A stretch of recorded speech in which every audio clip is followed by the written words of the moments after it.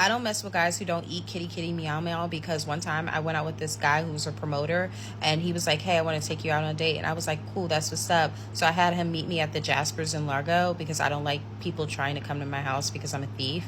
And so he met me at Jaspers, and when we go to Jaspers, I was like, okay, where do you want to go? And he was like, oh, I want to go to the spot in College Park. So we go to College Park, and the spot is really his house. So I'm like, okay, whatever. I don't mind it, because I'm ovulating and I'm feeling like a dog at this point. So we get into his room, and we're chilling, we're touching and everything like that. So I lean back so he can start eating kitty kitty meow meow, and he was like, oh no, I don't do that unless you're my girl. So I'm instantly turned off and I'm annoyed. So I'm like, yeah, I want to go home. And he's like, oh, all right, like, hold on. And he goes into the next room, and then when I look to my right, I peep that there's a whole bunch of money, because he's a little fake promoter. So I decide to take a stack of money that's off the top, put in my purse, and I just leave his apartment, and I start booking it, because the apartment, the way it was shaped, the building, the way it was shaped, it was like it was locked unless somebody let you down or whatever. But I took the steps, and then somebody let me out. So then I started booking it all the way to a hotel that was like up at the corner. And then I called an Uber from there, and I got home, and then he texted me and was like, oh, you're wild for that, for leaving. And then he texted me a little bit later and was like, hey, did you take some money from my house? And I didn't say anything. And he was like, oh, I'm gonna just check the cameras. So then I blocked him, and then he texted me from a text now number, and he was like, you just told on yourself. I don't even have cameras, but that's how I know you did it, and that's why I'm gonna get somebody to come F you up. But I was like, find me. And I knew he wasn't gonna be able to find me. So then 2 weeks later, I go on a new date, and I have the guy meet me at Jasper's, and he was like, yeah, we're gonna go to this cute little quick kickback. We go to the kickback, and then lo and behold, he knows the guy, or they're in the same circle. So the little promoter is there, and so he starts spazzing on me or whatever. And I'm just like, oh my gosh, like acting like I don't know this guy. I'm like, someone please get this black guy away from me. I'm so scared. I'm trying to pull the whole light skin in distress type situation, and it totally worked, because the guy I was with was like, oh, he tripping. So the dude grabs my purse, but lo and behold, that was my favorite rainbow purse, and it had nothing but my rainbow lip gloss and an ID that was expired. And so he's just like, yeah, like he just snatched the purse thinking I would have money in it, but I never carry money when I go on a date, because why would I? So I'm just crying, and I'm like, let's leave. So I get the guy to leave, and he's like, what was that about? And I was like, that's the guy that's been stalking me, and I'm so upset because I had my money in there. You remember I was supposed to go to the bank? So I'm trying to like low-key gaslight this man and make him remember that I told him I needed to go to the bank before I date, which I did say that, but I had already went to the bank. So he was like, yeah. And I was like, oh my God, I need that money for my son. I can't believe he has that. Can you go back and fight on my honor? So the guy was low-key a scary person, so he was like, nah, but he was like, you know what, I'm gonna help you out. So he goes to the ATM, and then he comes back with a measly $600, and he was like, this is all I got. So I'm just like, oh man, I guess I'll make it work. I'm gonna figure something out. So I just started bawling, crying. So he felt bad, so I didn't even want him to touch me. So he was like, where can I drop you off at? I was like, hey, take me home. Low key, it wasn't my house, it was another guy's house that I really liked, and I was gonna go chill with him. So he dropped me off at the other guy's house, and I go there and I have fun. And then I wake up to like text messages of the guys like, yo, you're a lying ass bitch, all this stuff. And he was like, bro, I'm gonna come up there and I'm gonna beat you up, all this stuff. And I was like, catch me if you can, LOL, because they were just going to go to the other guy's house. They weren't even coming to my house. So then I just went back home, and then they kept like texting my phone, and I blocked them both. But then they started texting me from text now numbers, and I was just like, leave me alone. I don't know either of you Negroes. And then the other promoter guy started texting me, and I was just like, well, this wouldn't never happen if you eat kitty kitty meow meow. So yeah, that's why I don't like guys who don't eat kitty kitty meow meow, because they're crazy. So back in 2023, I was a CNA at a nursing home. At this nursing home, you could pick up however much overtime that you wanted. The only catch was that if you called out for a shift, you would get fired. Now, a regular shift was 8 hours. You could pick up a double, though, and do a 16-hour shift. My stupid ass, I pick up 16-hour shifts for 7 days straight. By that third 16, I'm ready to call in, bitch. No shade. But I'm like, I don't want to get fired. What can I do to not get fired? I'm gonna go to the mental hospital, bitch. Now, I wasn't planning on actually going. I texted my director of nursing, and I was like, hey, my mental health is terrible. I'm about to check myself into the psych hospital. I'm gonna have to take the rest of the week off. So she texts me back and says, oh my gosh, I hope you get better. Give me a copy of the doctor's note and your information once you get out. So now I gotta go, bitch, no shame. Now me, I'm from Houston. I was living in Greenspoint. If you don't know what Greenspoint is, that's the fucking hood. So I searched mental hospital near me. I had to pick the most ghetto mental hospital in the city of Houston, bro. Of course. So now I'm at the mental hospital being admitted. I meet with the psych nurse. His first question is, are you thinking about harming yourself? I say, no, not really. He says, well, I cannot admit you unless you were thinking about harming yourself. So I'm like, no shade, yes I am thinking about harming myself. I need that motherfucking doctor's note, bitch. So once you say you're gonna harm yourself, you cannot leave. Now I'm stuck here. After they process me in, I get put into a waiting room. Once I walk up in there, there's a black dude, he looked like fucking Coolio, and there's a fat white man, he looked like Dr. Phil. So Coolio and Dr. Phil are talking to each other. I'm across the room minding my motherfucking business. Out of nowhere, lights, camera, fades. Coolio get up and start beating the shit out of Dr. Phil. The nurses come, grab him off of him. He like, this motherfucker trying to take my sandwich. This my sandwich. Mind you, there is nothing in his hands, bitch. If you think you crazy, just go to a mental hospital. You gon' find out real quick, bitch. Ain't nothing wrong with you. You just need some Lexapro. Now, after the Royal Rumble, I get put onto my actual unit. Once I get on the unit, they got this big bitch in a tank top and underwear frolicking around the motherfucking unit. So one of the nurses is African. She like, go to your room right now. This girl was not feeling that bitch. She gon' charge at the motherfucking nurse. The nurse start running, bitch, right? It took the whole staff to get this bitch down, right? They put a fucking shot in her ass. That was my first introduction to booty juice. Okay, so what is booty juice? Booty juice is medication to calm you down. They put it in a syringe and they put it in your butt because it works fast. So the girl is going to fuck off, right? Immediately, once they plop her ass with that booty juice, she calms down. I say, did they just euthanize this bitch? Once that happens, we all have to go to our rooms. This is where I meet my roommate. Now, my roommate was cool as hell. He was gay as well. So we were talking or whatever, spending the whole night. Everything was good. I go to sleep, right?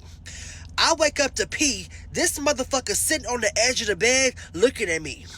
And so I'm like, what's up? He gonna say, it's a sin to be gay.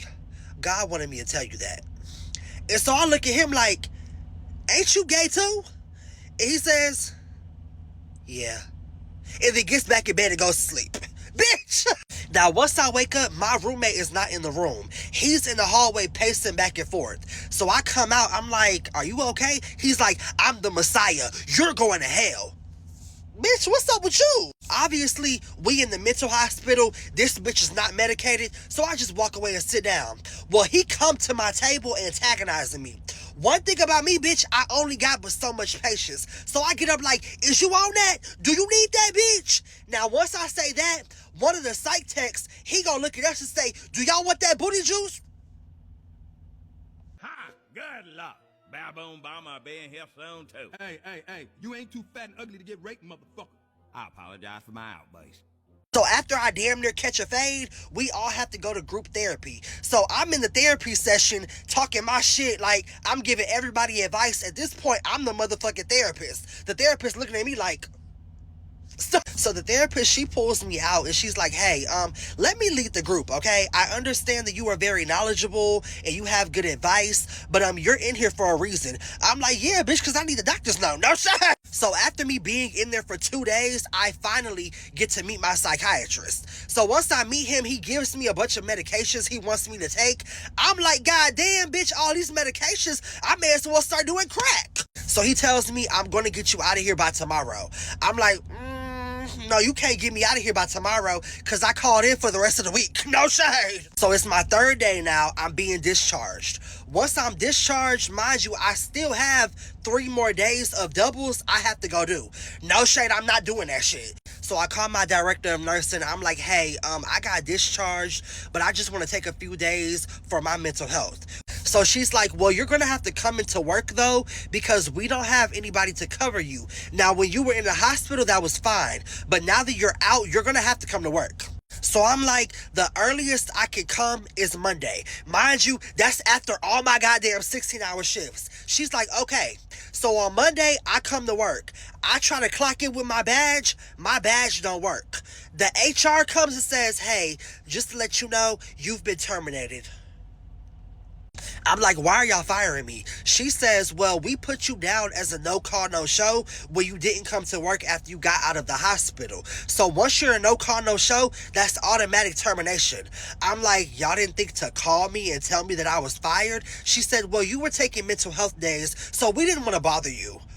So I just went through hell going to the mental hospital, getting doped up on medication to get out of work just to still get fired. Okay.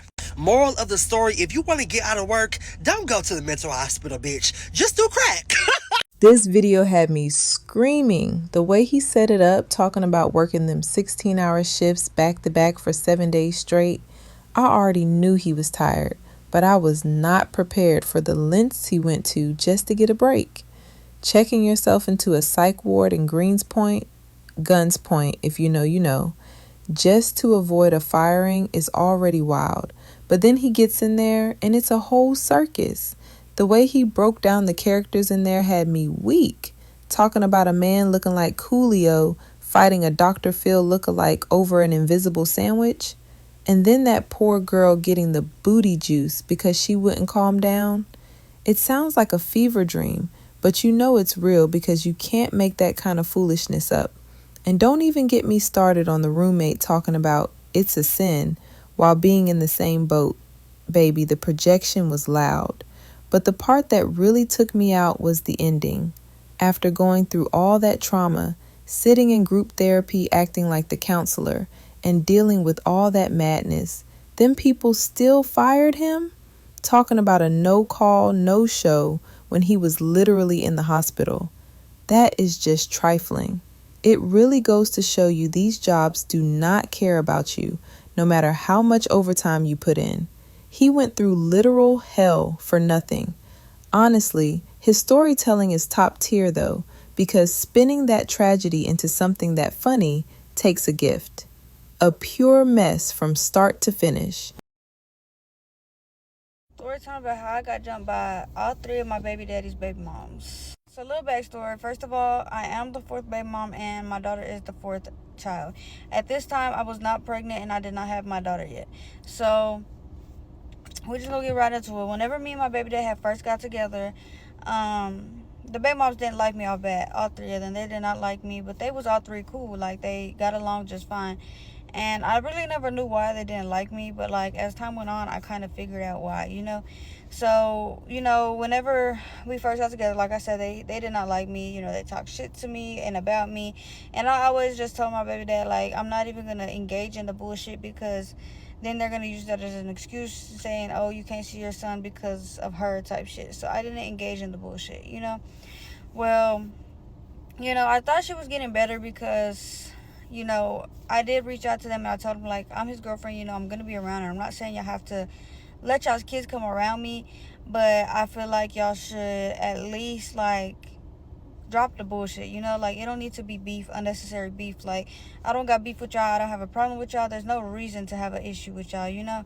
So I thought after that shit was cool, you know. The kids started coming around more, like they started allowing them to come with us, and you know, me and my baby dad would take the kids to, like, go get ice cream, go to the store, get some toys, and we would just be at the house hanging out, you know.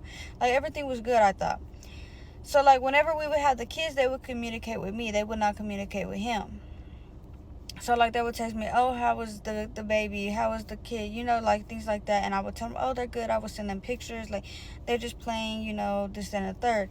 Well, one day, out of nowhere, the third baby mom texted me, and she's just, like, going off on me, and y'all never see my kid again, and this, that, and the third. Mind you, I don't know if anybody knows, but I know how to do hair. Like, I'm talking about, I know how to do hair. Like, I could braid, okay?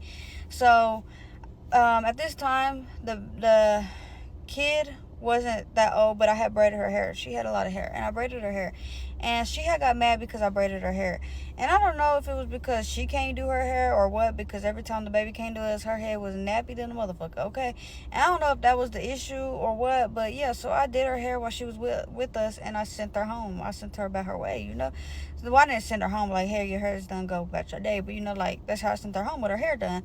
So anytime these kids was with me, they was well taken care of. I'm talking about bathed, fed, hair did, greased up. Like, they was good, you know what I'm saying? Like, if it's hot outside, they gonna wear summer clothes. If it's cold outside, they're wearing winter clothes. Like, that's just me, you know what I'm saying? And I'm not saying I was the only one who did it. The baby dad helped me, but it's just like, there was nothing I did wrong while they was in my care. You know what I'm saying? I treated them like they was my own, and I didn't even have my own at the time.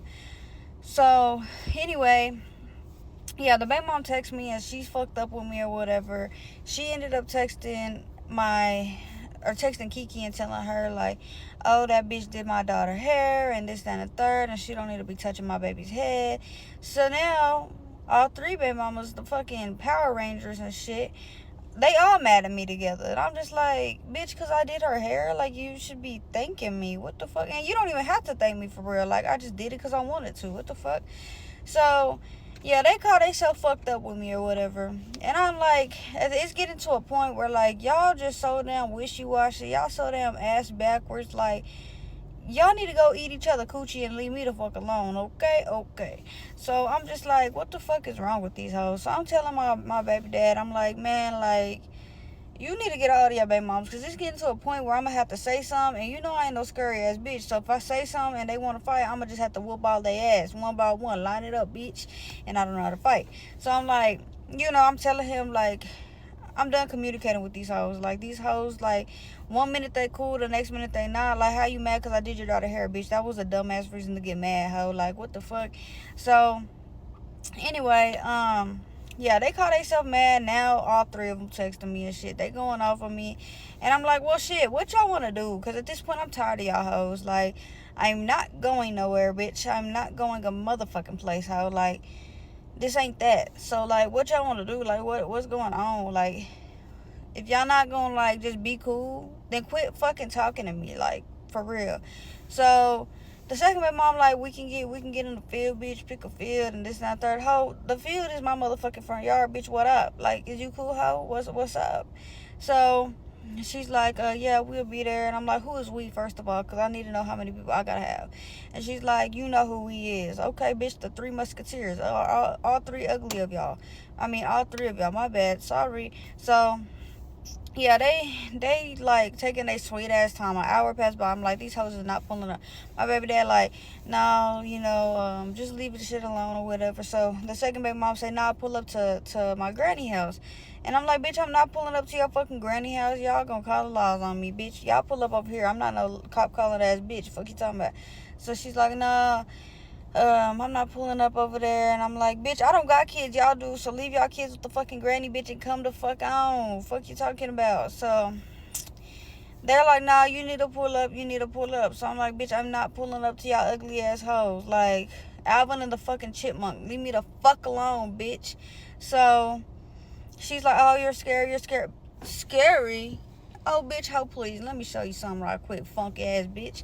So, you know, I tell her, like, pull up, bro. Like, I'm tired of doing all this talking, bitch. Like, I could show you better than I could tell your bitch asshole. So she's like, all right, we finna be on the way. Bitch, all that to be on the way, you little ugly ass bitch. Fuck. So she ended up pulling up. And I'm thinking, like, she just get out the car and ain't nobody else in the car. She got a little fishbowl. I'm like, okay, bitch number one here, what up? So she come to my porch and she's like, what's up, bitch, what's up? But she's not on the porch, you know, she's like down, you know, the stairs or whatever. And I'm on the porch about the door. I'm like, what up? Like, is you cool? Like, bitch, do you need that? And she's like, bitch, do you need that? You doing this, that, and the third? How is you cool? Like, bitch, is you cool? Bitch, because I'm cooler than a motherfucking ice water with some motherfucking mint gum, bitch. Fuck you talking about? So This hoe just right there rambling, and I low-key can tell, like, this hoe is, like, stalling and shit. So I'm like, oh, fuck.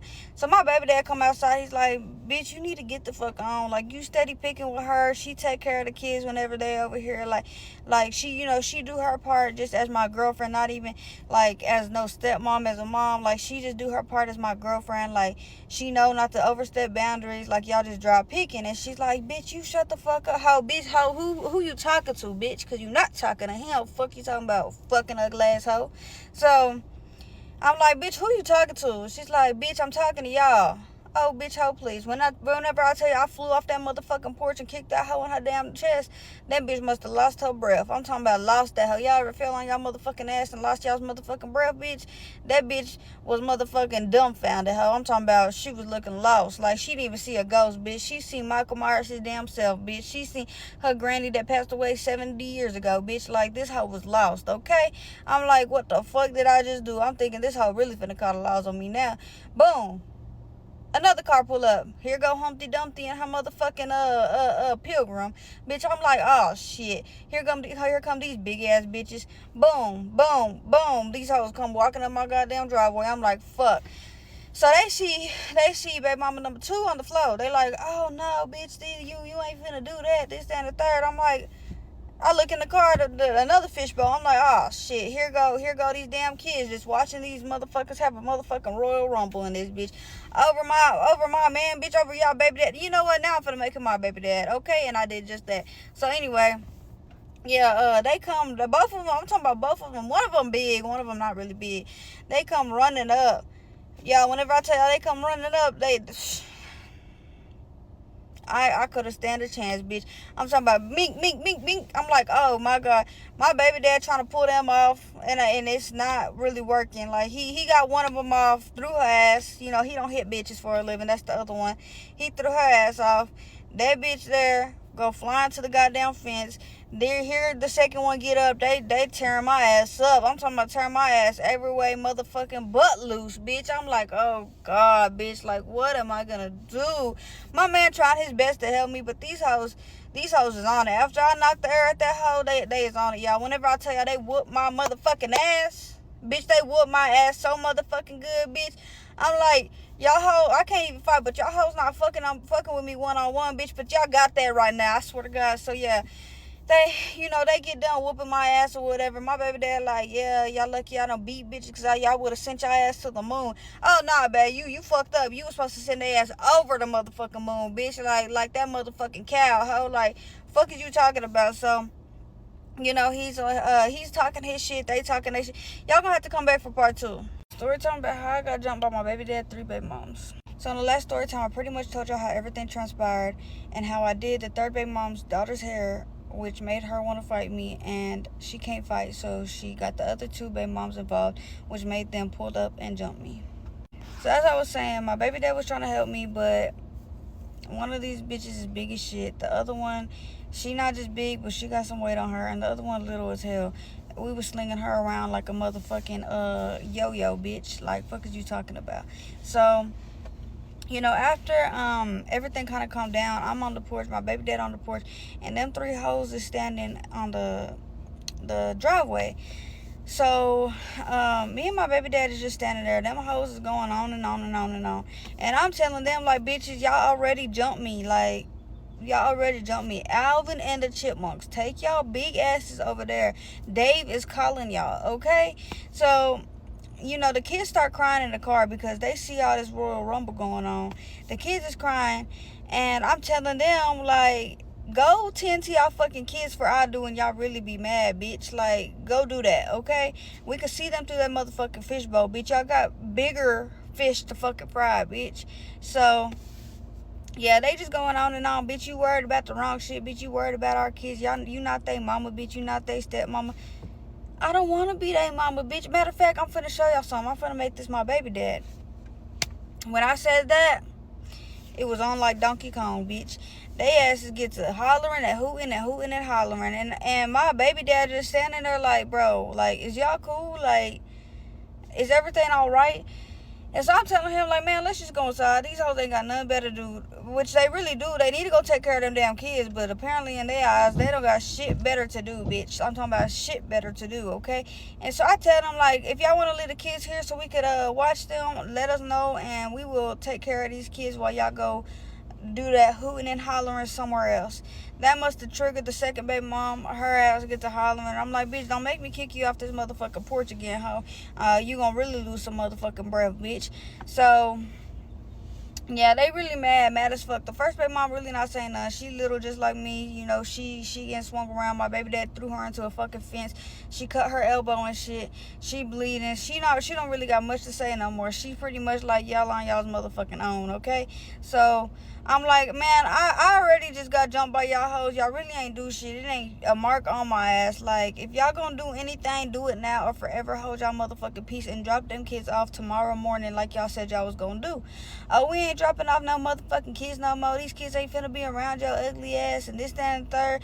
You the ugly baby mom. Y'all, ugly baby mom is crazy because, yeah, anyway. So yeah, they just keep going on and on. I'm like, man, what up? Like, is y'all gonna do something? Like, jump, frog, jump with your ugly ass. So, third baby mom come running up the steps. Boom, boom, boom. I'm like, bitch, hold on. Slow down. You gonna crack my motherfucking cement ass step, bitch. Chill out. Fuck. I gotta walk down that hole, okay? So I'm like, bitch, I'll meet you down there. Bitch, don't even come up here. Boom, boom, boom. That bitch come up here. I said, bitch, now if I kick you off this motherfucking porch and you fall down, bitch, and you crack my motherfucking sidewalk, bitch, then what, hoe? Like, fuck, leave me the fuck alone. So that bitch come up there. My baby dad pushed her ass back down. That bitch go boom, boom, like she rolling back. I'm like, damn, I ain't never seen that shit in nowhere but a motherfucking movie, bitch. What the fuck? So that bitch mad as fuck. Oh, you gonna put your hands on me and this and the third. We got a kid together. You gonna put your hands on your baby mom and I'm the mother of your child. Mind y'all, this hoe was an accidental baby mom. Like, he did not, like, no shade, he did not want that. Like, he wasn't like, hey, I want to have a baby. That baby was an accident, okay? That bitch was not supposed to, like, be no baby mom, okay? So yeah, that bitch, I'm just like, bitch, you were an accident. Like, you need to accidentally take your ass on, ho. Like, leave us the fuck alone. Oh, bitch, you don't know shit, ho. This, that, and third. I don't give a fuck if I was an accident, bitch. My baby here, ain't she? Yeah, she is. And that's why I did her hair, bitch. The fuck? So her little mad ass, bitch, and you'll never touch my baby head again. Bitch, you doing too much talking. What up, ho? Like, run up on this motherfucking porch again. I ain't gonna let him push you off, ho. Like, what up? So nah, bitch, come down here. So I go down there. This hoe like, what up? She squaring up. I'm like, oh, you square up kind of ugly, bitch. Like, don't do that again, big ass. So anyway, she come running up. I must have kicked that hoe on her knee. She fell down. So I didn't even get on top of her, y'all. I just kicked her knee and stood there. Like my dumb ass. I should have whooped her motherfucking ass, okay? So she fall down, boom, big ass thump. I'm like, damn, bitch, slow down, fuck. So after that, the goddamn me first baby mama just standing there. The second baby mama like, what's up, bitch? What's up? You not finna keep peeking with her, bitch. Y'all at my house, bitch. This green ass house is mine. Like, what are y'all doing? I'm like, bitch. Yeah, you could have left them damn kids with your granny. We could have really got this shit on like Donkey Kong. But y'all damn kids over there, crybaby ass kids over there crying and shit. I'm just playing. They not crybabies, but yeah, they over there crying and shit. Bitch, go tend to them motherfuckers, okay? So she like, bitch, don't tell me who to tend to. Bitch, what up? Like, you're doing too much talking. What up? So yeah, that bitch run up. Me and her get to fighting. Goddamn Big Mama on the floor still. I'm not talking about Big Mama in a good way. Big Mama, bad Mama on the floor. She damn near fucking disabled and shit. So that bitch on the floor hurting and shit. She finally get her big ass up. And boom, they start jumping me again. Mind you, first one left. She left herself out of this one. She said, I don't want no parts. Boom, my baby daddy finally break that shit up again. And he's like, y'all gonna get y'all ones with her. Y'all gonna go on about y'all business. That's that on that. So come back for part 3, and I'm gonna tell you about how we got our ones, because I really lined them hoes up, okay? Part 3 about how I got jumped by my baby dad, 3 baby moms. The last one I pretty much ended in telling y'all how I lined them hoes up, so I'm gonna get right into it. So after all that, my baby dad told him that, like, y'all gonna line that shit up one-on-one, and then y'all gonna go on about y'all business, leave my girl alone type shit. So, you know, they hollering and hooting and hollering because he said that, and I guess, you know, they know they can't fight, so they're not really with it. But at this point, y'all ain't got no choice, because my man finna start fucking hoes up, alright? So boom, I'm like, you, and I point to the smallest one, because I'm not trying to be tired, but you know, I gotta get you out the way, ho. So I'm like, you. And she's like, nah, I ain't fighting you. I ain't fighting you. She knows she little. She know I'm little. Bitch, come on. Let's get it on. So, you know, she's like, I'm not fighting you. I'm not fighting. I'm like, yes, you are. You're fighting me, bitch. You're fighting me. You just jumped me, bitch. You're fighting me. No, I didn't jump you the second time. Bitch, you jumped me the first time, didn't you? How? Come on. Let's go. So, after that, you know, she playing games. She playing tag and shit. And I'm like, bitch, I'm not finna play games with you. How you just jumped me? Like, come on. No. I'm like, you. I said, don't worry, I'm coming back to you, but you first. So I go to the second bill. And it's like they just get bigger as it goes, okay? So, and then it went back down, though, because I'm not big. So, yeah, after that, I'm like, you. And she's like, nah, I'll fight her first. I'm like, oh, so now everybody's scared because y'all can't fight together. Like that, now everybody's scared. And I'm like, bitch, quit being scary. Like, come on. Scary, bitch, I ain't scary. Boy, then, bitch, come on if you're not scary, okay? And my man's like, y'all jump in. I was sending hoes to the moon. Nah, babe, send them past the moon. Fuck you talking about, okay? So, yeah, we post up. Boom, boom, boom. We bumping, all right? So, I'm thinking I got this shit in the bag. I'm fucking this hoe up. Boom, this hoe dropped me. She on top of me. My baby dad get her up off me. I'm like, nah, we got that one more time. Nah, I already beat your ass one time. She ain't really just beat my ass, but she got that one, okay? So I'm like, no, bitch, like, one more time and I'm done. I'm done with you. Like, I'm gonna let that little jumping shit go one more time. And she's like, bitch, I ain't fighting you again. So I ran up and got did up. No, I'm just playing. Now, I did run up and I whooped her ass this time. Like, okay, I won't lie and say I whooped her ass, but I got this one, all right? So now she mad, her little pride hurt. Oh, bitch, oh, please, you know, we can do this again. We can do this all night, bitch. You just said you wasn't fighting me again. Now you want to do it all night, bitch. You got kids. I don't. You need to go worry about them fucking kids, okay? So we were like, bitch, get out my way for real. Like, before I put my motherfucking fist down your throat, bitch. Come on, get out. Gotta get out the way. Thank you. So after that, I'm like, all right, you now, your big ass. Come on, Donkey Kong. So, excuse me. So, boom, she right here. She posting up. I think I already told y'all this. How post up ugly than a bitch with her big ass. I'm like, oh, brother. You got to back it up with that ugly ass post up, bitch. I don't know how to post up, but the way you posting up, bitch, I can tell you don't know how to fight. She finna sit on me, fuck.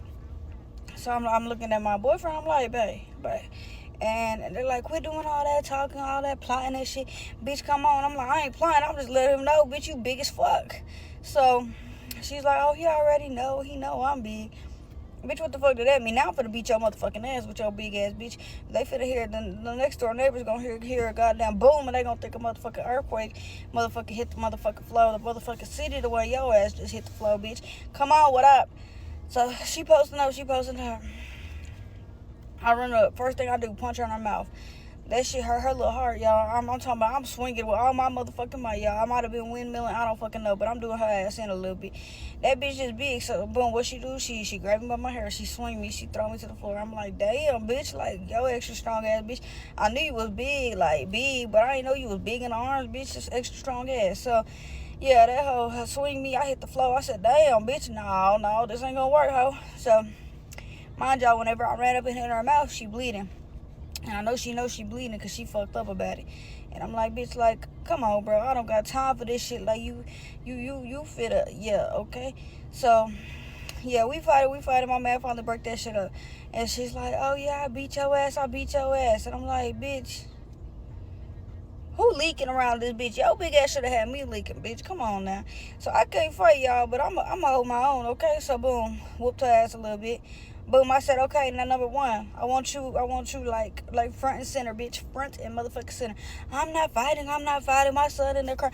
Oh, now you worried about that little motherfucker crying. Johnny been crying for about 7 years, bitch. Go tend to him like yesterday, bitch. Okay? So I'm like, no, bitch, fuck Johnny in real life, bitch. Come on, like let's do this. Like, what up? And she's like, I'm not fighting. So I start running towards this bitch. This hoe start running away. Bitch, I can't fight no way. Bitch, why the fuck is you running? Now you look extra scary, bitch. Like, come on, for real. So, boom. This hoe got me running around the goddamn car. Bitch, the goddamn kids think we playing Ring Around the Rosie. Ho, we is not doing this today, bitch. They think we finna play tag. They finna get out and play with us. At this point, take the kids out, bitch. We just finna play like a one big happy ass family, bitch. Come on, like, hurry up. So, yeah, this bitch playing games, y'all. And I'm just, at this point, I just run back to the, not really run, but, I go back to the porch. And I'm sitting out there with my man. I'm like, man, I'm done playing with these hoes. I said, watch this. And y'all gonna have to watch this. Come back for part 4. When I tell you I did that number 1 in, you would have thought I knew how to fight. Story time how I got jumped by my baby dad, 3 baby moms. Part 4. AKA the Chipmunks. AKA Beanhead Ass Girls. AKA Alvin, Simon, and Theodore. AKA Dumb, Dumb, and Dumber. Okay, for real. If y'all haven't watched my other story time about this, it is 1, 2, and 3. Go watch those first and then come back for understanding. So on the last one, I pretty much told y'all how they jumped me twice. And after that, me and my baby dad pretty much told them, like, y'all gonna have to run y'all once because that just ain't right. Y'all jumped me twice. And they was all being scary. But I ended up fighting number 2 and number 3. And in both fights, both opponents got their legs. I ended up making baby mama number 3 mouth bleed. And number 2, so baby mama number 2, she was just out of breath like she done fought Mike Tyson and shit. I would have swore Mike Tyson was at the house that day. I shit you not. So after that, baby mom number 1 made me run around the car, chase her. So I ended up going back to the porch. I told my baby dad, watch this. I told her, I looked at her, I said, watch this. And so she's sitting at the car acting like she finally tended to the damn kids. That bitch was a babysitter of the damn year. I swear to God, she ain't never watched her kid that motherfucking hard. So yeah, the other 2 are at the porch. They're at the bottom of the porch, me and my baby dad on the porch, and they sitting there running their mouth or whatever. And I said, okay, y'all can leave my house now. Baby mama number 3, you left with your kids' hair done. You're welcome. The other 2, y'all let me know when y'all's kids grow some hair so I can do that hair too. So that fucked baby mama number 2 up. She mad as shit. So at this point, she's or they're both going back and forth, back and forth. Well, I'm not even going back and forth with them, but they just running their mouth. And so, like I said, watch this. Baby mama number 2 getting ready to tell them, like, come on, y'all. So she walk up the porch and up the driveway, and she tell them, like, come on, y'all, fuck this hoe, fuck this hoe. And she not getting no reaction out of me. I got my hands up on my hips, and I'm just inching up all the way to the goddamn stairs to the porch. And she's at literally the first step. She's not on it, but she's right before the first step. So hold on. So I'm inching up, and they just going back and forth. So I'm like, all right, cool. This whole thing shit sweet. So hold on, y'all. I don't know where I left off. My kids was fighting, but anyway. So after this, I finally inch up all the way to the edge of the porch, and that bitch is still standing right there. They just running their mouths, and I'm just like letting them think shit is sweet. So finally, they just talking, and I like jump off the porch, and I kick that hoe, the baby mom number 1, I kicked that hoe in the head, I swear to God. And when I kicked that hoe in the head, she fell to the floor. So once she fell to the floor, I jumped on top of this hoe. And when I tell y'all I was whooping this hoe ass, I'm whooping this hoe ass, y'all. I think I can fight as long as I sneak somebody, okay? That might be the trick. So I'm whooping this whole ass. They didn't like that. So baby mama number 2 and 3 jump on me. My baby dad ain't never jumped so motherfucking quick. He jumped off the porch. I'm talking about he missed every single step. He jumped off the porch. He accidentally landed on baby mama number 2 leg. So that hoe really had a fucked off leg for 7 years. I shit you not. So after that, he grabbed baby mom number 2 up off me, and he throw her ass. Okay, so my driveway long as shit, and then I have this little dirt area, and then it's the fence.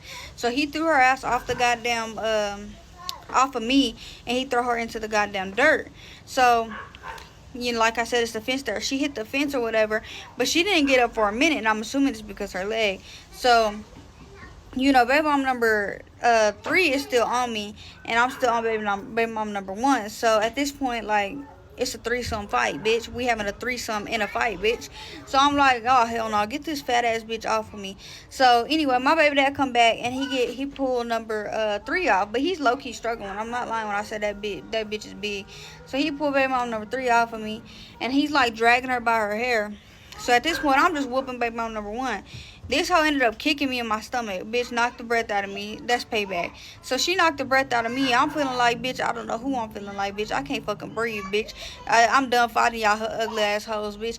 Alvin and the Chipmunks. Dave is calling y'all. Hurry the fuck up, bitch. So, yeah, after that, baby mom number 1 get up. She run back to the car. This hoe ain't want no smoke no more. I can't even fight, and this bitch scared of me. She had me feeling like somebody for real. I felt like Mike Tyson. When I told y'all Mike Tyson was there, bitch, Mike Tyson was somewhere in that bitch. So after that, baby mom number 2 and 3 still running their mouth. They just like me, bitch. I'm gonna talk my shit. What you talking about? And I ain't mad at them. Shit, talk your shit. So I told them go over there with y'all bald headed ass kids and leave me the fuck alone. So they finally end up pulling off, and they as soon as they pull off, baby mom number two called my baby dad phone, and she's like, and since you and your girlfriend want to jump us, you will never see the kids again. Fuck that hoe. She'll never be around our kids and this, that, and the third. Blase, blase. And I'm just sitting there rolling my eyes like, girl, boo, y'all gonna need a babysitter when y'all want to go out again. And guess who gonna babysit them kids? Us.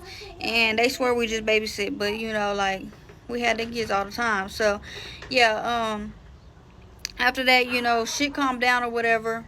Y'all, tell me why they hit us about a week later. I think it was the following weekend, so they can go out to watch the kids. Why do we watch the kids again? And why do we still get the kids to this day, y'all? Like I said, we still together. We still get the kids to this day. Now, I don't know if this video gonna make them not want to let us see the kids, but hey, we gonna get them kids either way, bitch. Fuck you talking about. But yeah, that's how I got jumped 3 times by these fucking hoodlums. And then after that, I whooped their ass a little bit. Baby mom number one, she really got that shit. Like, I'm talking about, she got that shit. But anyway, Make I it make think that's the sense. end of this story Make it time, y'all. make sense. You mean to tell me this girl was out here doing the Lord's work, braiding that baby's hair, getting her together, washing her, feeding her, and the baby mama got mad? Mad? Girl, if somebody did my baby's hair and sent her home looking fresh and I didn't have to lift a finger, I'm sending a thank you card and an edible arrangement. That is pure jealousy, plain and simple. She was mad because the new girl was stepping up where she was slacking, point blank, period. And then the audacity, the unmitigated gall to round up the other two baby mamas like they the dusty Avengers to go jump one girl? That is weak behavior. If you got an issue, you handle it one-on-one. But no, they had to pack into them little fishbowl cars and pull up to her house? And for what? Over some braids? It's giving miserable. It's giving, we ain't got nothing better to do. But baby, the part that took me out was the fight itself. The way she described her baby daddy throwing that one girl like a sack of potatoes? I shouldn't laugh, but Lord have mercy. At least he stood 10 toes down for his woman, 'cause a lot of men would have just stood there looking lost. And then for the one to run back to the car? Scary. Don't write a check your hands can't cash. But the kicker, the absolute cherry on top of this dysfunctional Sunday, is that after all that fighting, after the Royal Rumble in the front yard, them women had the nerve to call back a week later asking for a babysitter? Are you delusional? You just tried to jump me, but now you want me to watch your kids so you can go to the club. And the fact that she still took the kids shows she got a better heart than me, 'cause I would have changed my number and moved to a new zip code. This whole story is a hot mess. Them baby mamas need to find Jesus and a hobby. And that girl is a saint for dealing with that circus. That's my word. I found out my husband is a pedophile. I watched that 7-part story, so you don't have to. That's Alyssa, and she's letting us know how she found out her husband was a pedophile. Now, she said that her kids really wanted to play Roblox, and so if you don't know what that is, it's a video game. I'm sure if you have kids or nieces or nephews, you know what this game is. So her kids wanted her to also get an account to play along with her. They wanted the father to also get an account as well. Let's call her husband Red. They end up downloading the game in August of 2024, and then she said right around like September, October, her husband started acting weird. And she lets us know that he's cheated a bunch in the past. And so when he starts acting a certain way, she knows something's up. He's probably cheating. In the background, Alyssa had a lot of things going on in her family. Her aunt just passed away, who she was very close with. They had to watch the auntie for over a year, deteriorating, and it was just really heartbreaking. When she passed away, she did take a few days off of work. I think she said like 3 of them were paid, the other 2 weren't. And when it came time to pay bills, she was like $114 short on one of the bills. So she told her husband like, hey, like this, and that. He looks at her and says, oh, you shouldn't have took so many days off of work. This is why you're short short on bills. Between the financial stress and then the grief that she was going through, she said she was literally losing it, to the point that she even tried to shave her head off. And the only reason she didn't shave it off completely was because the razor stopped working. So now we're in January 2025, and she ends up finding out that her father had to get his leg amputated. Through his leg being amputated, he started to have fluids kind of build up in his leg, so they decided to go back in and try to drain it for him. But while they were intubating him to be able to go under, the anesthesiologist let her know that they might have done something incorrectly. What ended up happening was her father ended up not having oxygen to his brain for a short period of time. That led him to having a brain injury, ultimately being in a vegetative state to this day. So you can only imagine how much stress she was under. So throughout all of this happening, her husband is being so mean, so erratic. He's being not only mean to her, but also to the children. So she just had enough of it at that point. She was just like, you know what, go live with your mom. I don't want to deal with this anymore. And instead of fighting how he usually does and being like, no, I don't want to go, he just easily agreed. And he said, okay, I'll tell my mom I'm coming. And she was like, that's weird. You're only acting like that because you have another supply. I'm sure of it. So fast forward, now we're in February. Red has the kids and he takes them to the park. And mind you, Red started talking to this minor in February. So they're at the park, they leave, they go to HB, and I guess the daughter happened to look over the dad's shoulder and look at what he was doing on his phone, and he was messaging the girl telling her, oh, I'm with my nieces and nephews, as if he's not with his daughter and son. And the daughter gets upset, and the father notices that she saw his phone and he pushes her away. When they get back home, the daughter comes into Alyssa's room where she was working, and she looks visibly distraught, and Alyssa immediately is like, what the F is going on? What's happening? What's wrong? The daughter proceeds to tell Alyssa what she saw and how her father pushed her. Immediately, Alyssa gets up, she goes into the kitchen where Red was, and she said, give me your phone. Now, at the time, he had two phones, one that was on service and the other one was on Wi-Fi. He hands over the phone, she goes back to the room immediately, and she just starts going through it. So based on what her daughter told her, she immediately went into the Roblox account and she started to look for an account where he was talking to another woman. And she finds it. So immediately, Alyssa starts to screen record the conversation that Red is having with this minor. And she's scrolling. She only got about a week worth of conversation before a message popped up with Red telling the girl, unfriend me immediately. And the chat just disappeared. All of the messages were gone. She was able to read a little bit of it, and he was telling the minor things like, oh, you have the face of an angel. I can't believe last night was real. You have bewitched me with your angel face. Now, mind you, at this time, Alyssa doesn't know that this girl is a minor. She's thinking that he was using his Roblox account to talk to somebody from his job or from the school that he was attending, and basically using Roblox to like throw Alyssa off the scent. So she goes to confront the husband, and he immediately shifts blame to her. He calls her a bitch. He tells her that she's been making his life miserable for years, that he wants a divorce, and he's not even willing to discuss anything any further. He's not going to give her any explanation. And Alyssa's sitting there so confused. She's like, yeah, we've been arguing, but I thought we were good. Like, we were literally going to go to the movies together tomorrow. Like, I was excited to go watch Wicked with you. Like, why are you acting like this? Alyssa proceeded to keep the phone. She changes the password so that she can continue gathering evidence. She goes back into his Roblox account and she re-adds the minor. Immediately, the minor accepts the friend request, and she's trying to speak to her without alerting her that this isn't the husband anymore. So she asked the husband too. She was like, how old is this girl? And he was like, oh, I don't know. And she's like, okay, well, how old did you tell her you were? And he goes, oh, I told her I'm 19. He's 29, by the way. One way or another, Alyssa ends up asking the minor, well, how old are you? And the minor is like, what are you talking about? You know how old I am. You know I'm 15. When Alyssa got that message, she became physically ill. She ran to the bathroom and ended up throwing up immediately. She was sick to her stomach. She couldn't even look at her husband anymore. He immediately almost like reverted to a child and started rocking back and forth as though he was trying to soothe himself. When she looked at him, she was like, this is sinister. This is evil. There's actually something wrong with you. She tells him to his face, I'm going to call the cops and I'm going to tell them what you're doing.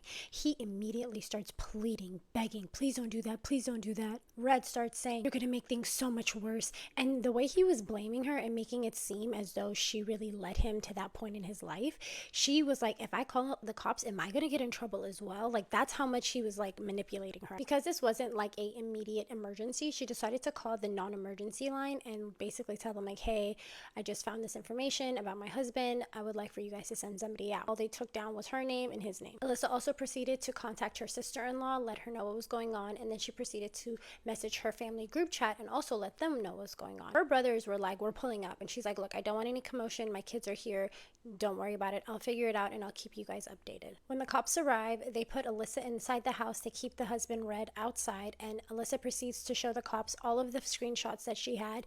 They start to read how the minor was starting to talk about self-harm. And she was saying this because Alyssa had shared with her that this man was actually 29 years old and he had a wife and he had children. Alyssa told her, like, look, Red's in trouble. And I guess that really freaked out the minor because immediately she unfriended, and again the conversation disappeared and the cops were able to see the conversation disappear. Outside, Red was giving a full confession, basically saying that he had plans to perform oral sex on the minor. So now the cops have seen the screenshots and they also got a confession from the husband, but at the time the cops decided not to arrest him, so he was able to stay in the house.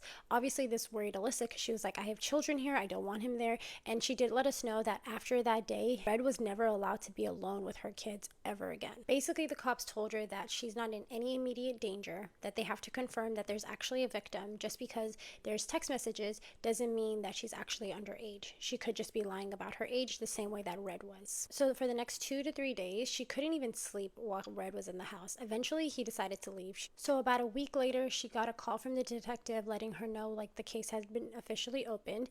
And then after that, Alyssa called not only his job, but also his school and let them know exactly what Red had been up to. The school didn't actually do anything, but Red was so embarrassed that the school knew what was going on that he actually just dropped out himself. When she called his job, he was working at like a hotel at the time. They were very kind. She was talking to a man on the phone. The person she was talking to immediately was like, you know what? I did notice something really weird about Red. He would take these like absurdly long breaks that were like 30 minutes long. He would always be on his phone texting. I'm starting to realize like he was probably talking to the minor the entire time he was at work. The hotel let him work that next day, but then the very next day they ended up firing him. So as she's still going through his phone, this is when she realized what that comment about last night was unreal was about. Apparently they had found a way to get on the phone with each other, and so she's like, you can only imagine what they did when they were on the phone with one another. A friend of Alyssa's had suggested that she contact the FBI along with the missing children and exploited children departments and let them know about the case, and so she did that as well, especially because they lived in Texas but the minor lived in a different state. The fact that it was an interstate issue, she said, could possibly bring the FBI into this situation. Someone from the FBI did end up reaching out to her, and because she only had limited information about the girl, all she could really hand over to the FBI was the information that she had about her husband. At the time, she did not know the girl's name, where she lived, nothing, and Red wasn't trying to give up that information either. He told them a false name, not only to Alyssa, but also to the cops. Eventually, she got a call back from the detective that was working on the case, and they basically let her know, like, look, what your husband did, it's wrong. However, until we can verify the girl's age and her name, there's nothing we can really do yet. The first time the cops had actually came to their house, they did actually seize the other phone that Red had, and so they were telling her, like, yeah, we're going through it, and we're trying to figure out what the minor's IP address is, but they're so backlogged. She's like, it might take anywhere between 3 to 6 months. So when she found out what the timeline could be, it obviously disheartened her. She said it put her in a state of like immense hopelessness. So a few moments go by. She asked the FBI and the detective, is there any updates? And they told her, we think we found the IP address, but we don't know yet. We still have to verify. So at this point, Alyssa decides, I'm just going to take matters into my own hands and I'm going to try to figure out who this girl is. Now, mind you, the only information she has is the girl's Roblox information. So she goes back into the Roblox account. She adds the girl again. The girl immediately adds her once again, and they start having a little bit of conversation. The entire time she's screen recording with her phone as the girl is talking to her. She ends up in that conversation finding out the state that the girl lives in along with her real name. As Alyssa was getting more access to the chat, this is where she started to see the really bad messages and how horrible Red was actually talking to this minor. She said it was absolutely horrifying. So once she got the real name, state that the girl lived in, along with the screenshots, she handed that over to the detectives as well. Alyssa then created a burner TikTok and basically blasted her husband's face, name, everything about what was going on in the case. And she said that video ended up getting like 4 million views, and some of his family members ended up seeing it and started mass reporting her page. And then after that, every time she posted, a post would just immediately go under review. Meanwhile, she's still searching for the girl, and the girl has a pretty unique name, but unfortunately a lot of people had that really unique name. So she's like, I'm not gonna give up. After 2 months of having the girl's real name and the state that she lived in, she just couldn't handle it anymore. She ended up trying to find out if there was any updates from the police department. There was nothing. So she woke up at 2 o'clock in the morning one day and was like, I can't do this. I'm not going to sleep until I find this girl's information. So she goes right back into Roblox again. She decides to go through the girl's friends, and she's like, I'm just going to look for anybody that has a real name. She ends up finding at least 5 friends in the minors' Roblox friends list that were using their real names. Using those 5 real names, she was able to track down a few of their Instagrams. On their Instagrams, all of them kind of had the same high school in their bio. And she also suggested that kids don't do that. Don't put your high school in your bio. So then she went to the high school's Instagram. She started going through the high school's followers list and she typed in the girl's name. And sure enough, boom, there it was. She found the girl.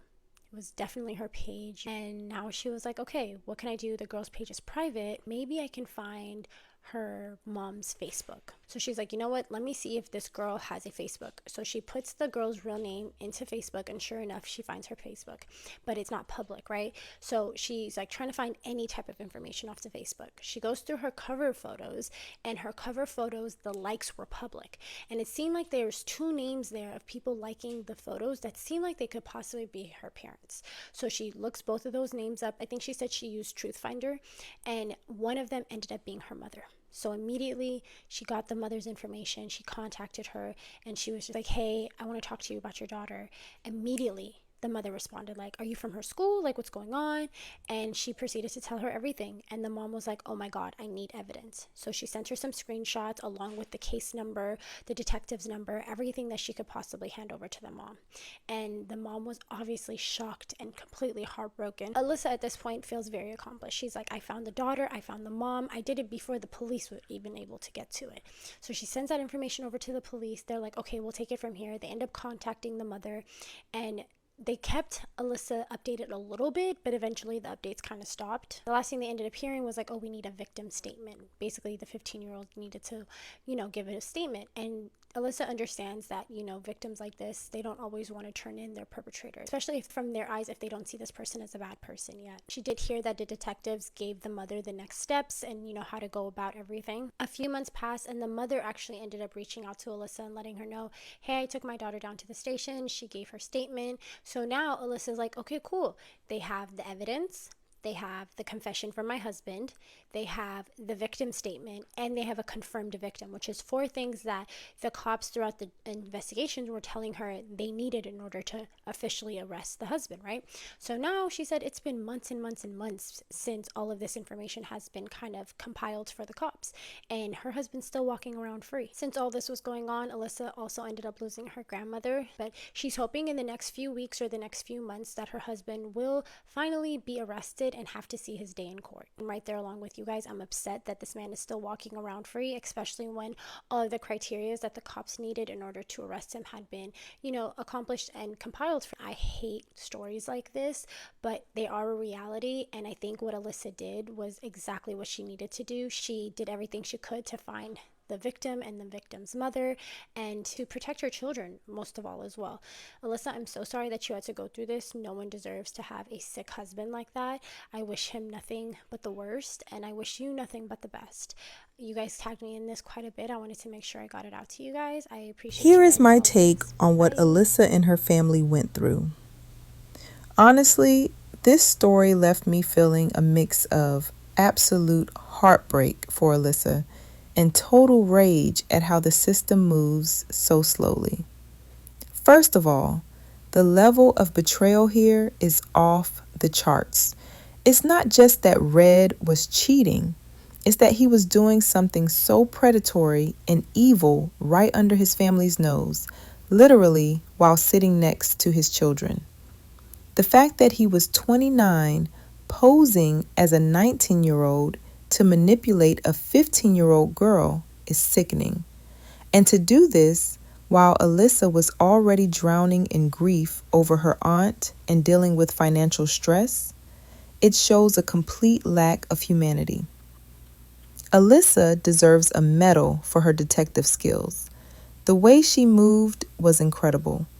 Most people would have crumbled, but she went into full mama bear mode. The fact that the police were backlogged and would have taken months to find an IP address, but she tracked down the girl, her friends, her high school, and her mother in the middle of the night just by using Roblox and Facebook? That is sheer brilliance and determination. She did the police's job for them because she knew she couldn't sleep until she knew that little girl was safe. It is infuriating, though, that despite having a confession, the victim's statement, and all the evidence, this man was reportedly still walking free for months. It highlights a scary reality about how difficult it is to get immediate justice in these types of digital grooming cases. My heart breaks for the daughter too. She's the one who saw the messages first and was pushed by her own father. That is a core memory of trauma that she didn't deserve. Ultimately, Alyssa is a survivor and a protector. She blew up her own life to save a stranger's child and protect her own. That takes a level of strength that is rare. I hope she and her kids find peace, and I hope the legal system finally catches up to what she already proved. My mom unalived my dad, and I've been sharing the story here on TikTok. And as I've been researching my parents' case to find out answers to the questions I've had for so many years, there are a lot of things that have been hard for me to process. And it's been interesting because some of these things I have known since it happened.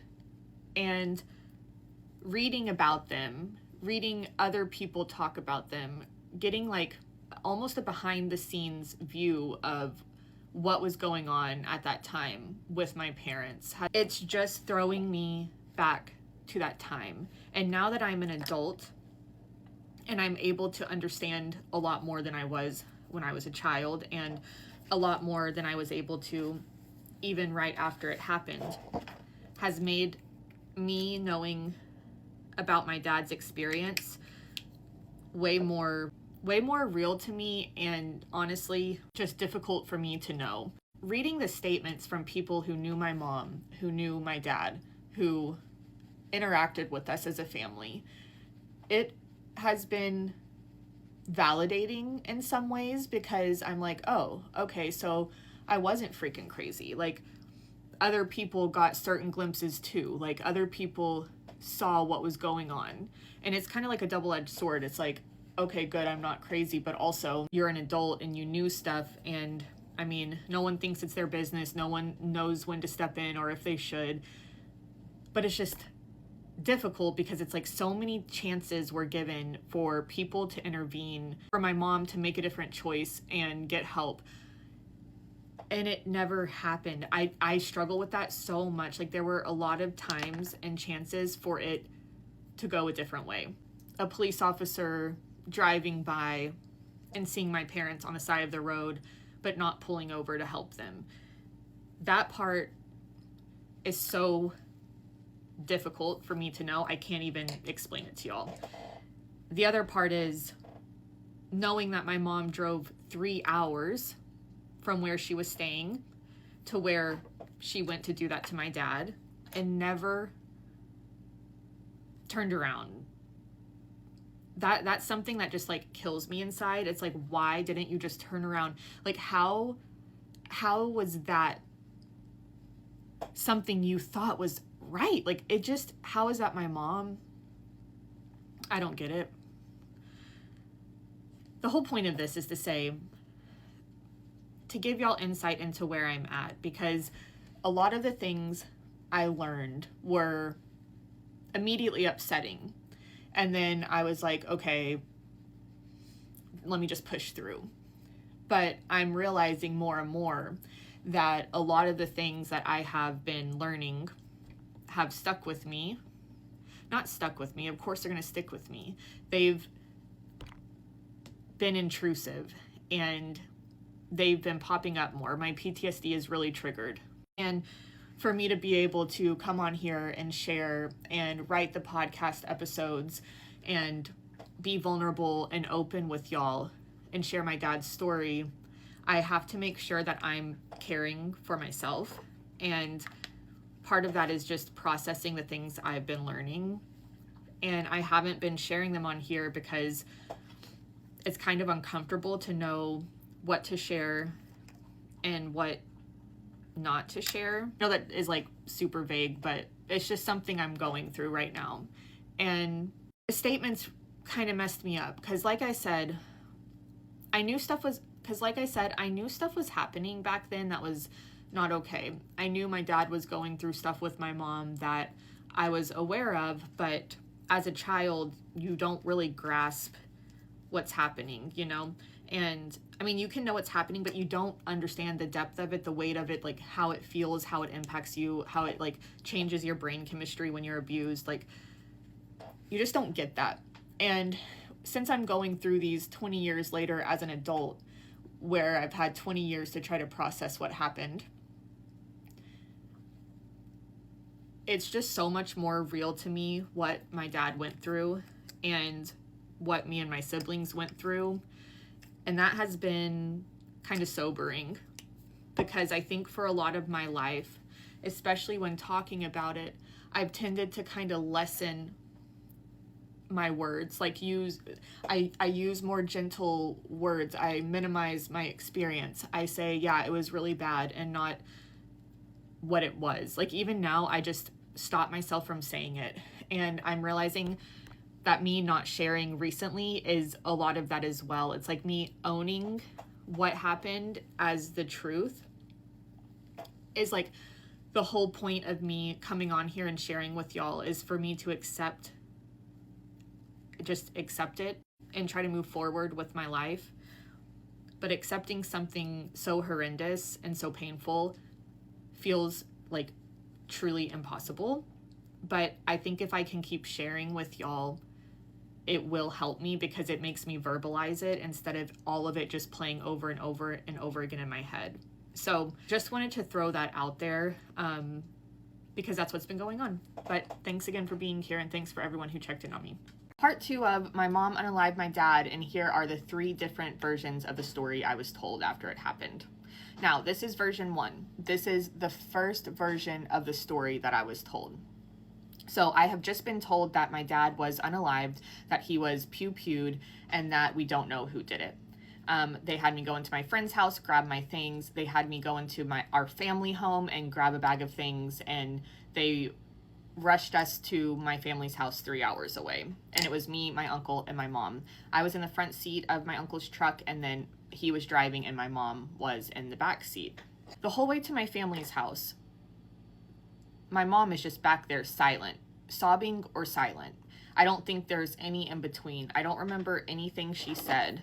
I do feel like there was a phone call at one point, but it was very short, and I think it was from her best friend, but I can't quite remember because it was a blur. All I did was zombie stare the whole way home, trying to process what I had just been told. And anyway, we walk into my family's house a few hours later when we get there, and everyone's staring at me. You know, I have a few aunts and uncles already there, and they're just all around the kitchen island, and you can tell that they're just in shock, and they're just so confused at what the heck happened. And anyway, they just look at me with these eyes and these facial expressions that for the next 10 years of my life, that's how people looked at me. Anyway. Okay, the first version of what happened. My sister gets home from out of state. She was visiting family out of state at the time. She gets home, and me and my sister are the oldest siblings. My sister's a few years older than me, and then I have 2 little brothers. And my mom takes us into the guest bedroom of my aunt and uncle's house. And we're sitting on the bed, and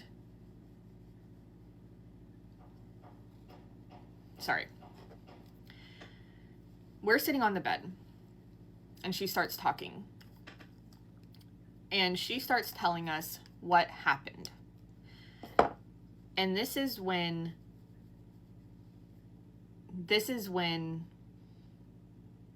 the absolute, this isn't when, let me tell you this. I told you in the last video that when I found out that he had been the manner of death, when he had been pewed, I hate that I can't say the words, I knew that my mom had something to do with it. I thought she was the reason why it happened. I did not think she did it.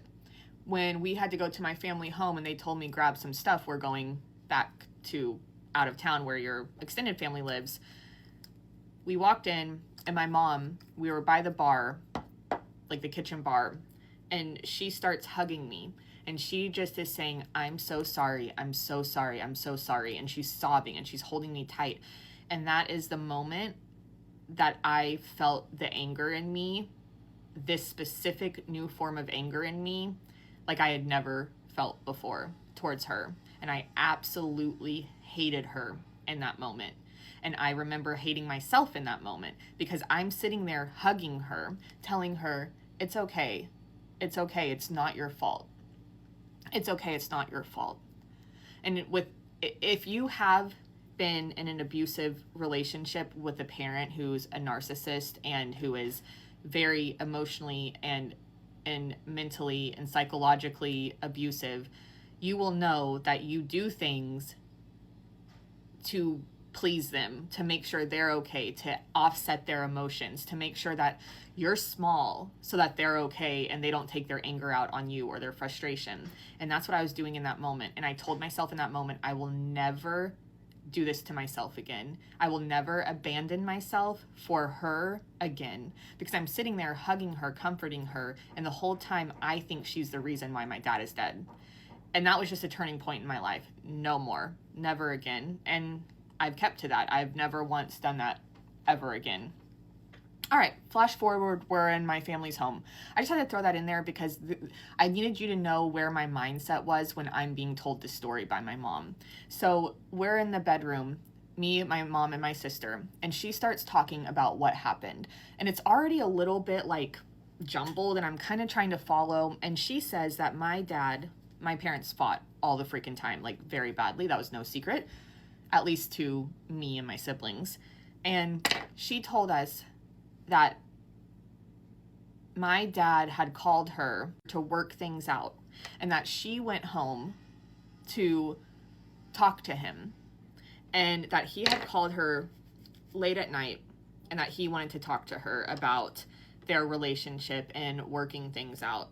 And so that she drove in the middle of the night 3 hours to talk to him in the middle of the night.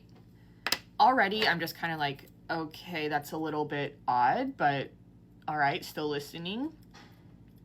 And then she tells us that she's driving home and she sees a car flashing their lights behind her. Sorry, I'm trying to like finish my makeup, but like telling the story while I do it is almost impossible.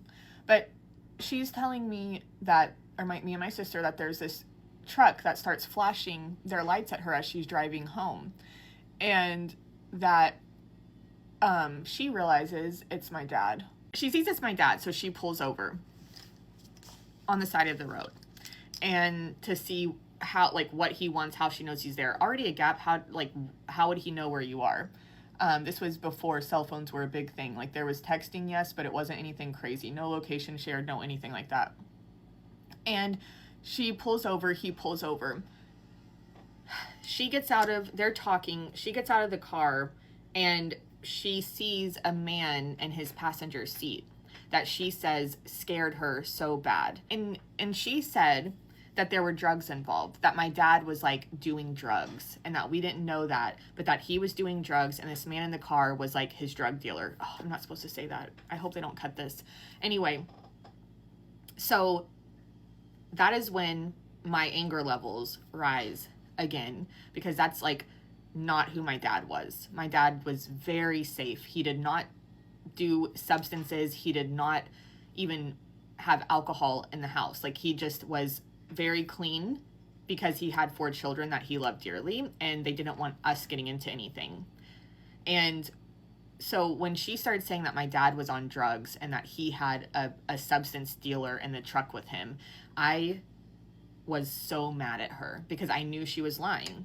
And because I had just experienced that where I was hugging her and comforting her, I couldn't do it again, because I couldn't do it again. And I kind of blew up on her and I said, I know you're lying.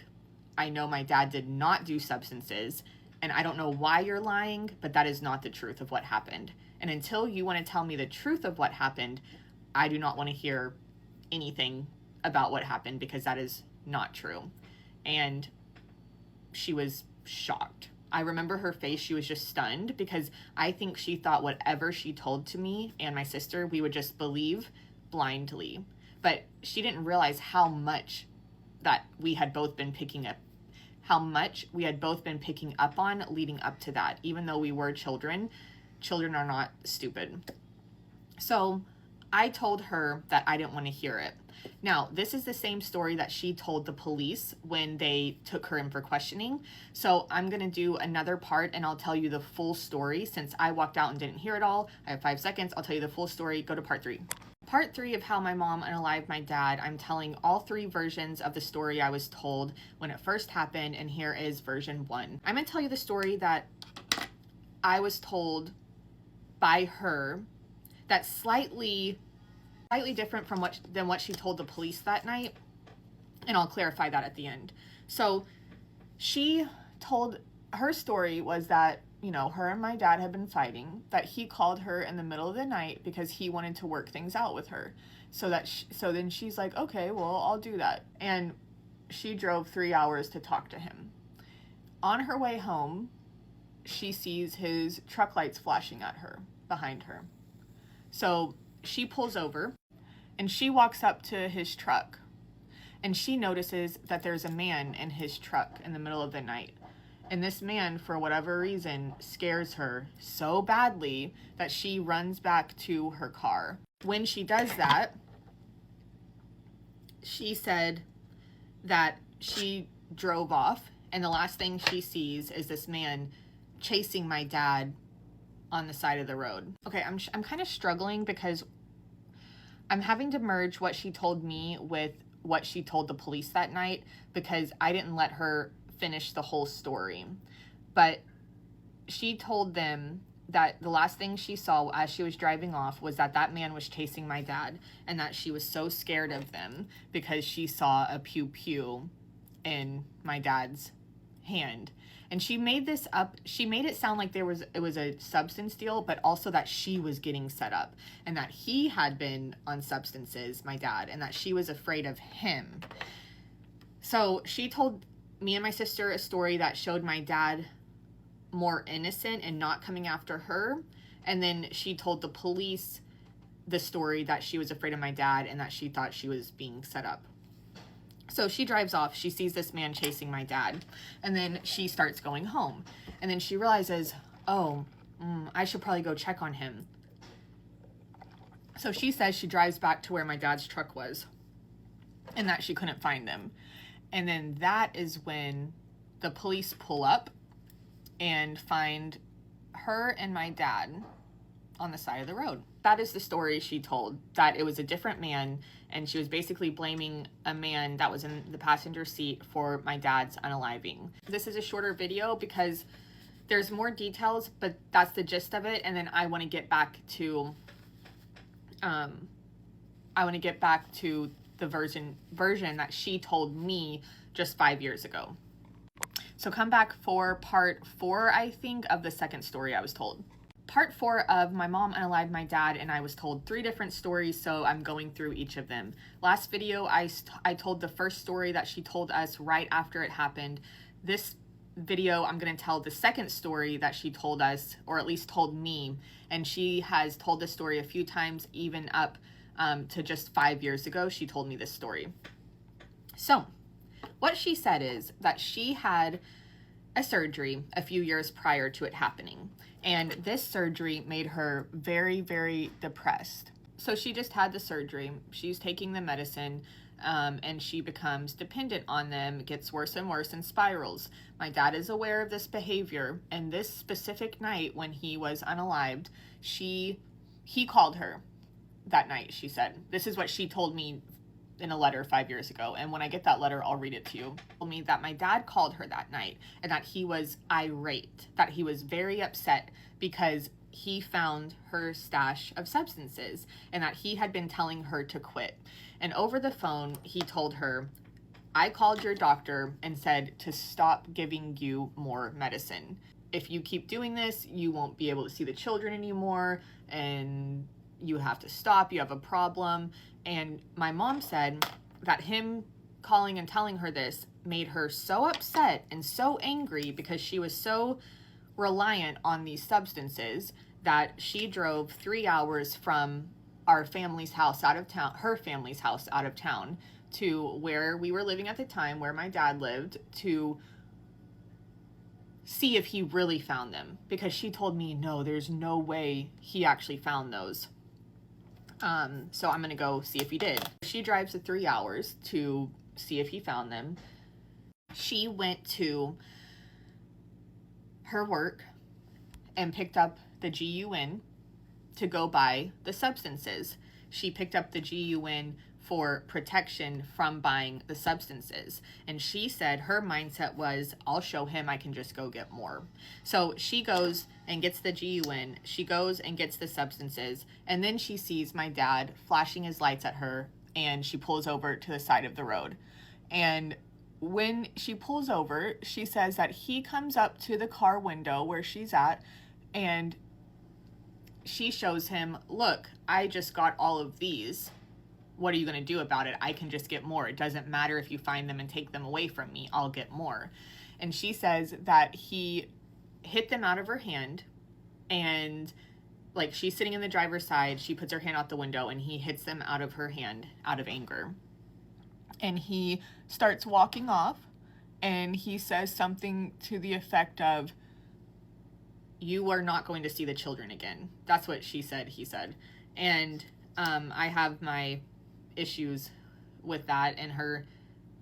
Anyway, we'll get into this later. But so she says that, or he says that, and that it upsets her so much, you know, because she's such a great mother and she can't stand to not see her children. Like, that's what she wants me to feel reading this, I think, which is crazy. She says it upsets her so much that he talks about the kids, that she fires a warning shot into the air, which is just crazy, as he's walking away. So he hears that shot, and he turns around to her and says, you're effing crazy, don't come around the kids, or something like that. And she says that's what made her snap, and she did it one time, and then after that one time she blacked out, doesn't remember any other pews because she did it multiple times, and that when she came to and woke back up, my dad's head was in her lap, and she was, I guess, crying, comforting him. Now, if you want to psychoanalyze that story, please do, because there are a few things that stick out to me. One, she tried to make it seem like she was out of her head on substances, that she was having a hard time.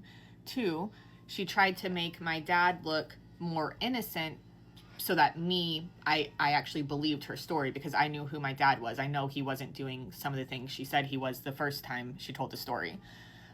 She also made it seem like the reason she did it was because she loved her kids and me so much that when my dad threatened to take us away from her, she snapped and went crazy, and that's why she did it.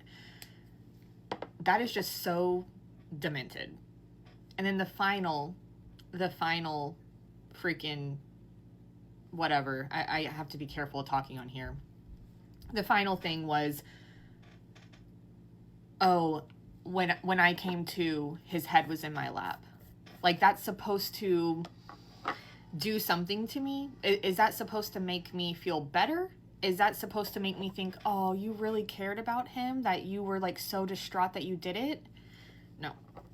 Because one thing I haven't mentioned is that after she did it, she put substances all over his body.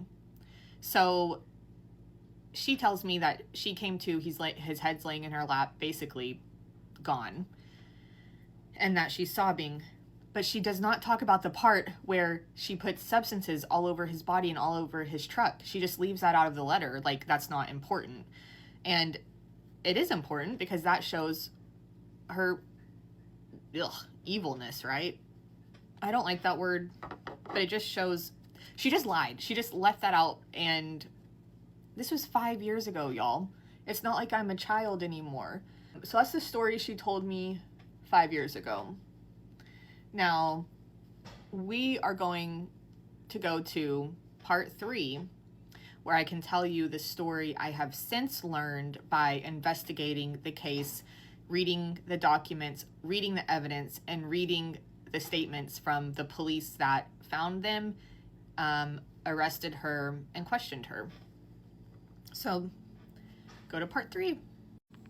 Part 3 of My Mom Unalived My Dad, and I was told 3 different stories of what happened that night, so I am sharing all of those 3 versions with you so we can talk about the differences. So I was told this version of the story when I was younger, bits and pieces of it from different family members, not from her. So this is the version that I have picked up over time from hearing my family talk about different parts of what happened that night. Ever since I started this journey of finding the truth for myself, this is the most accurate, evidence-based story of what actually happened that night.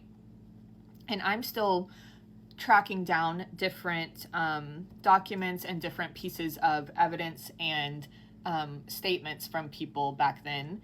But here's what I know so far of what the police think happened. Let me think about how to start this. The first version of the story I was told is what I think actually happened. And there is still more I'm finding out, but I will tell you the gist.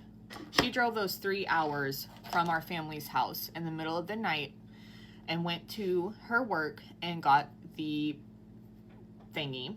She went in the middle of the night to her work and got the pew-pew and called my dad and told him that she had car trouble and where she was. And he, of course, in the middle of the night, puts his shoes on, hurries out to help his stranded wife, who he thought was 3 hours away. So he goes to help her, and as he's helping her,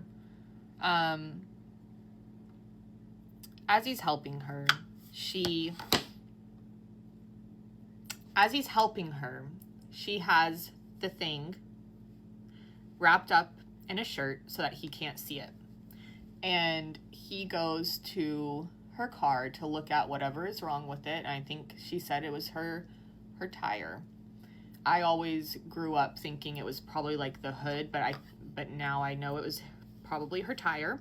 And while he's inspecting it, that is when she does the first pew.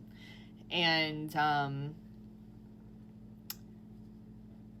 then she keeps doing it until he is gone. After he's gone, I hope. I don't know if she did this while he was going or after he was gone, but she starts planting substances in his pockets, around him, in his truck, and on his things. And I have seen these pictures of them in his truck, and I have seen the crime scene drawing, so I know exactly where everything was found. And then her plan was to go and drop off the GUN back at her employer's. That's a whole other story of why she was able to get it there.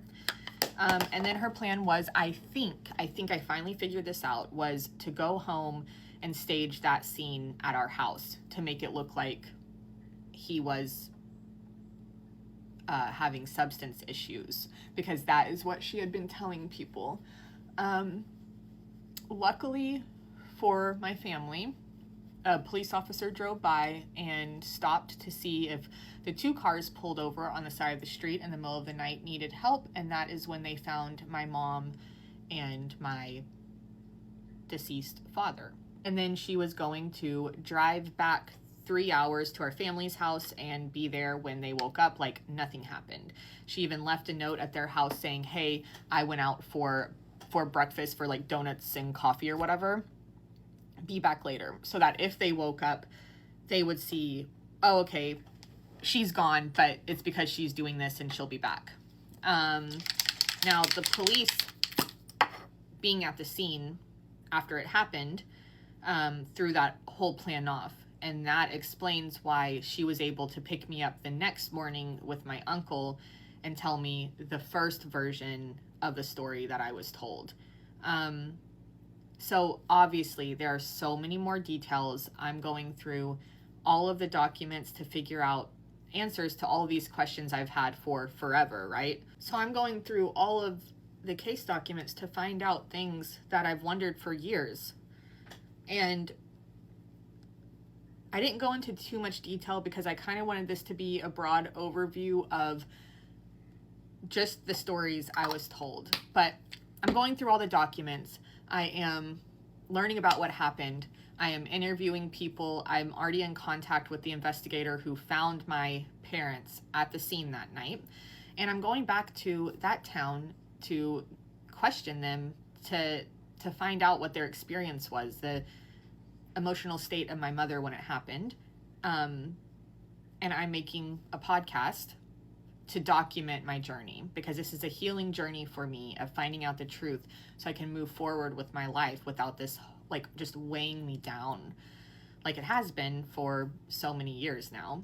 And I haven't released the first episode just yet, but if you want to follow along, that would be amazing. Your support has been so helpful to me. It has driven me to keep digging and keep finding answers. There is a lot more to the story. You can find more on my page, but those are just the 3 stories that I've had to just process over the years, which one's true, and pieces of them all could fit, but that's what I'm trying to find out. I honestly So don't even know where to start because my spirit is just troubled for that baby. I sat here and watched all parts, and let me tell you, my jaw was on the floor the whole time. First of all, you mean to tell me this woman drove 3 hours in the middle of the night with evil in her heart the whole way? Ain't no way. That is what chills me to the bone. You have 3 whole hours to think, to turn around, to say, Lord, stop me, and she just kept going? That is cold-blooded. That ain't a mistake. That ain't a crime of passion. That is pure, calculated evil. And then the audacity, the absolute audacity to sit there and lie on that man's name when he can't even defend himself, talking about some drug dealer and trying to paint him out to be something he wasn't, just so she could save her own skin. That makes me so mad I can't even see straight. You took that girl's daddy away, and then you're going to try to take his reputation too? Trifling. Just trifling. But the part that really broke my heart, and I mean really hurt me, was when she was talking about sitting on that bed comforting her mama. Can you imagine? Hugging the woman who just killed your daddy, telling her it's going to be okay, while she's sitting there shedding crocodile tears? That is a level of betrayal that I don't think you ever truly get over. That baby was being gaslit in the worst way possible. And don't even get me started on the police officer driving by. Lord have mercy. To think that help was right there, that somebody saw them and just kept rolling. It just makes you wonder how things could have been different. This story is just heavy. It's heavy on the heart. That girl is stronger than me, because to look that woman in the face, knowing what she did, and knowing she planned it out like that, dropping off the weapon, staging the scene, it's like a movie, but it's real life. I just pray she finds her peace, because carrying that kind of truth around, that's a heavy burden for anybody's soul. The most dangerous lie we tell ourselves is that betrayal always comes with warning signs we missed. Sometimes it does.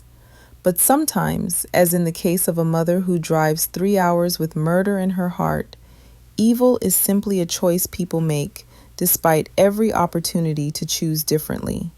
You can't predict that. You can't prevent it. You can only respond to it when it reveals itself. The real lesson is about agency in the aftermath. You can't control what people do to you, but you control what you do next. Alyssa couldn't stop her husband from being a predator, but she could stop him from claiming more victims. The girlfriend couldn't prevent being jumped, but she could choose not to perpetuate the cycle of pettiness. The worker couldn't change his company's values, but he could walk away. even if they fired him first, and refused to sacrifice himself again. The real lesson is about protecting your peace ferociously. Not everyone deserves access to you. Not every relationship is worth maintaining. Not every job is worth keeping.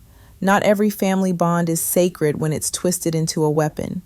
Sometimes, the most loving thing you can do for yourself and others is to name dysfunction for what it is and refuse to participate in it anymore. The real lesson is about the power of truth-telling. Each of these stories exists because someone decided to speak. They could have stayed silent, protected reputations, maintained appearances. Instead, they chose testimony. They chose to let their pain have a voice, and in doing so, created space for others carrying similar burdens to feel less alone. There is profound power in refusing to keep other people's secrets when those secrets are destroying you. The real lesson is that resilience isn't about bouncing back unchanged. It's about integrating what happened into who you become. These experiences leave marks. They should. They're significant. But those marks can become either scars that remind you of what you survived or wounds that keep you bleeding. The choice, difficult as it is, belongs to the survivor. Finally, the real lesson is about redefining strength. Strength isn't staying in situations that harm you. Strength isn't being endlessly forgiving to people who are perpetually destructive. Strength isn't working yourself to death for companies that would replace you before your obituary runs. Real strength is doing the hard thing when the easy thing would destroy you slowly. Real strength is choosing your well-being even when everyone around you calls it selfishness. Real strength is saying no more and meaning it. These stories are heavy because they're true, and they're true because they're human. We want to believe that people won't drive 3 hours to commit murder, won't prey on children while sitting next to their own, won't attack someone for showing kindness, won't sacrifice workers until they break. But they will. They do. They have. What we do with that knowledge, whether we become cynical or wise, hardened or boundaried, broken or rebuilt, that's where our power lives. That's the lesson. Not that betrayal happens, but that we survive it, learn from it, and refuse to let it have the final word on who we become.